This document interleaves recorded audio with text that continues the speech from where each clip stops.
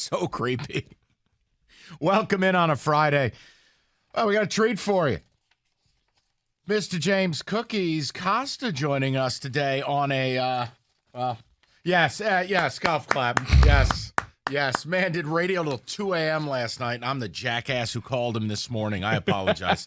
Jim, I didn't know. I was fast asleep. I had no idea. I called the guy early. Like, hey, I want to get an early idea what's going on with this guy. I didn't realize you were in a Song coma. logs. Yeah. What do you want? But you're ready to roll. And I got to tell you, I like our plan. And it starts with something you brought up. Straight away. You were inspired by something that took place. And this is open format that the only team that really doesn't qualify is the Tigers. Mm-hmm. Take it away. The Bold Move Index. And the genesis is based off of last night. Yes, I was up till 2, right at the end of that 4-overtime hockey game, a little delirium setting in. It's Matthew Tkachuk, who's transformed the Panthers. They made a bold move. They were the President's Trophy winners, but they were going nowhere. They trade a 100-point scorer and one of their top 2 defensemen to bring in a gritty, elite player who's changed the tide. Bold move. Now, the Red Wings weren't players. They didn't pursue it. He slipped through their hands. It didn't happen. Oh, Kenny's upset. Hold on. What? Kenny was stroking his beard. Okay. And I'm like, uh-oh. I don't need to hear it from the guy who doesn't think these playoffs are good. Okay, you sit over in your corner and tell me that these playoffs aren't interesting. I never said once that they're not interesting. I just don't like the Western Conference. All right, Jim. Vegas shouldn't be here. Vegas has been in the league for 5 minutes.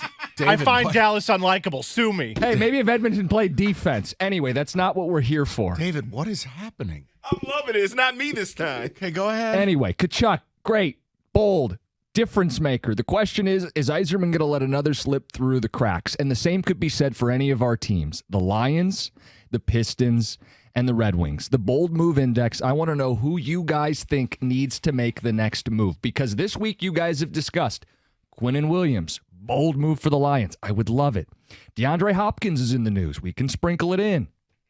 Okay, we aren't going to sprinkle it in. No, we'll sprinkle it in. All right, that a little Parmesan on top. That guy will sprinkle something else on your field. Hold on. Pick it up with a shovel. If you're serious about winning, I don't think he's the answer. And you're concerned about JMO, my point is there are options on the table for the Lions to be bold. The Pistons, do you stay at 5? Do you trade the pick? Oh, trade it. Bold moves. Yzerman's got 2 firsts. Who is at the top of the Bold Move Index in the city of Detroit? 248-539-9797. Okay, so looking at all of this, if we're approaching it by the team closest to actually winning a championship, I still believe the Lions are that team. But that's not the only barometer. Mm-hmm. Like, I view the Pistons, they've essentially won 20 games a year for 3 years. You can't keep losing. So there's a desperation factor, or maybe the better word is urgency. While they're not going to win a title now or in the near future, I would tell you their urgency, if you're out there in listener land, their urgency, you could argue, should be higher than the Red Wings or Lions because they're on the fringes of going into true dead cat bounce. Comatose. Yeah, I mean, the lottery blew up. It was horrible.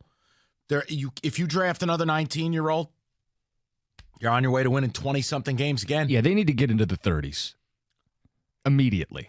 They've got cap space. Hold on. We got the you want to read the quotes from Troy Weaver and his penned letter to the fan base? Oh, we're in a great spot. Okay, then. You got cap space. You positioned yourself well in the draft. Okay. I think the Lions, if they did nothing, Sure. I've still said they're winning the North. You've said they're winning the North. Correct. Right? Yeah. I think they could win a playoff game. So the bold move would be to take them to the next level, to compete with the San Franciscos and the Phillies and challenge for a championship. Luxury. No, hold on. Work with me. If the Wings don't do something bold, they're still not a playoff team. They're a playoff fringy team. Yeah. If the Pistons don't do anything, well, they're just ass. Mm-hmm. The Lions do nothing. They're a division champion hosting a playoff game and really will be favored to win that game. So all I'm saying is, while they're in the best position to do it, I don't know, because you're asking me to grade urgency. Mm-hmm. I think the urgency, truthfully, needs to be the Pistons. David's nodding his head. I mean, the Pistons are irrelevant. And that's why they need to make a bold move. They're at the point to where fans don't watch, don't listen on 97.1. They don't care about anything. What are you saying about my pre and post games? You're telling me nobody's listening to those? I'm just speaking into a microphone deep into the evening? They need a bold move. There are a lot of fans that just give up on them. Say it isn't so, if David. they don't make a move. Yeah, I'm sorry, Cookies. Let's put a lot of work into those post-game shows. What an uncomfortable. And let's check those scores with Jim. Well, Golden State wins a barn burner. I'm so uncomfortable. We'll check in with Sadiq Bey after the game. I love how David just blissfully unaware that he's assassinating like 40 of Jim's nights a year. I truly was just talking, and then I realized, I'm so sorry. Now let's go around the league. The Cavaliers were the big one tonight. Double from Isaiah Stewart. Okay, let's get back on track here. Your point is for irrelevant. I don't have a point. For irrelevancy, the Pistons need to make the bold move more than anybody else in Detroit. Just because. But then again, if they make it. What does it mean? They win 35 games? Like, to me, the answer is the Lions. Is there a way for the Pistons with a bold move to be a play-in team? Yes. The 10 seed in the East. Yes. Come on, Mike. How many teams are we talking about? They'd be one in the top 24 teams of the sport? Sure. All right, so then here's That's pretty what I'll low say. stakes to me. Here's what I'll say.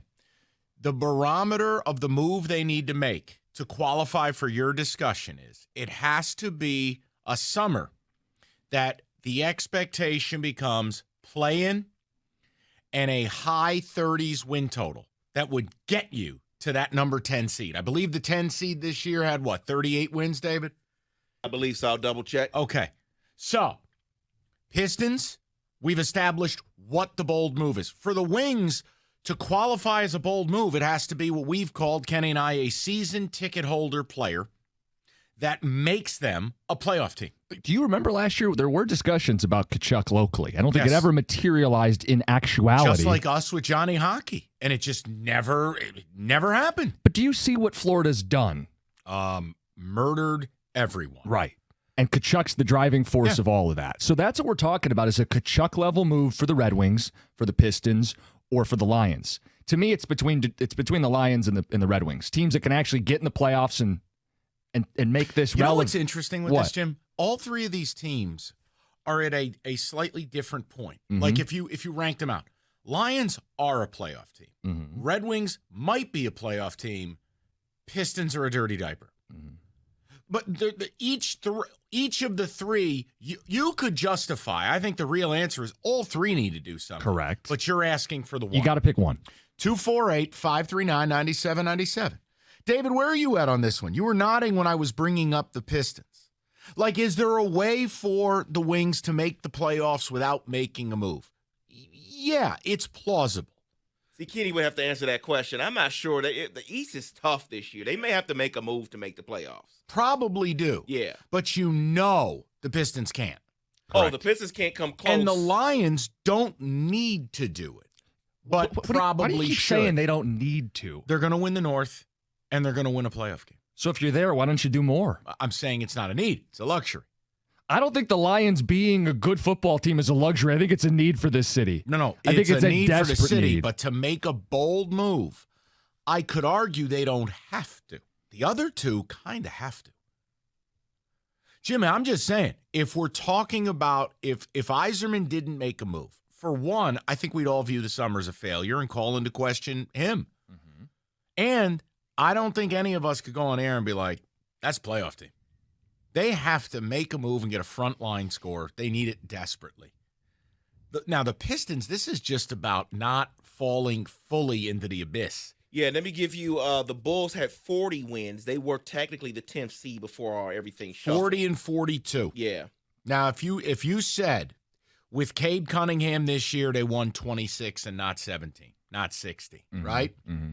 You're asking for a 12, 13 game improvement off of that. That's much more palatable if you just take this year's record because of Cade's injury and doctor it like Doug doctors his scorecard on the golf course. I love that. And away you go. To me, it's just a matter of even if they make the bold moves that I want them to make, it's not going to move the needle enough as opposed to a Red Wings team that would give us playoff hockey, Car Flag City, or the Lions who would give us playoff win with the chance of playoff wins, plural. To me, the stakes are just greater for those teams, and I want them to be more aggressive because they've actually shown progress. They're ready to take the next big boy step. The Pistons can't get out of their own way. All right, who needs it most, guys? Oh, is this thing on? I mean, if you want Kenny to rank out his favorite hot dogs, I'll leave. I can get out of here, start my weekend early. Let's get after it a little bit. I like Jim's question. Don't bleep all over Jim. It's his first segment of the day. It's a good idea by this kid. Now, come on. 248-539-9797. I think it's the Pistons. I understand all three. I think the one I would fight the most on would probably be the Lions. And it wouldn't be a fight. It's just, I've already made I think they're going to win 10, 11 games. I think they're winning this division by multiple games. I don't even think the last game against Minnesota will matter. We're going to have this thing wrapped up. Have that little Y next to our name. I just... It's Wings or Pistons for me. So no one's going to mention the Tigers, huh? They're not in a position to do it. 3.5 out. Oh, David, stop with that. Picking up steam. Bad division. Okay. You know what? All of you want to be fools, do it. Leave me alone. Let me out of the car. You all can be fools and go down the road together. This team stinks. Mike's walking home. I am. I'll be like one of Roberto's kids. I'll walk home. Because my big brother didn't pick me up. What a story. What a story. Roberto's story time before the show is top notch. It was unbelievable. His older son, he was like, pick up your little brother from school. He goes, up, not here, drives home. Poor kid's got to walk home. I mean, what are we doing over here? It's a disgrace. It's a disgrace. Pathetic, man. That and you getting stuck in a ladder. I don't know which story's worse. But we'll leave that one alone. 248-539-9797. It's a Friday. Jimmy Cookie's with us.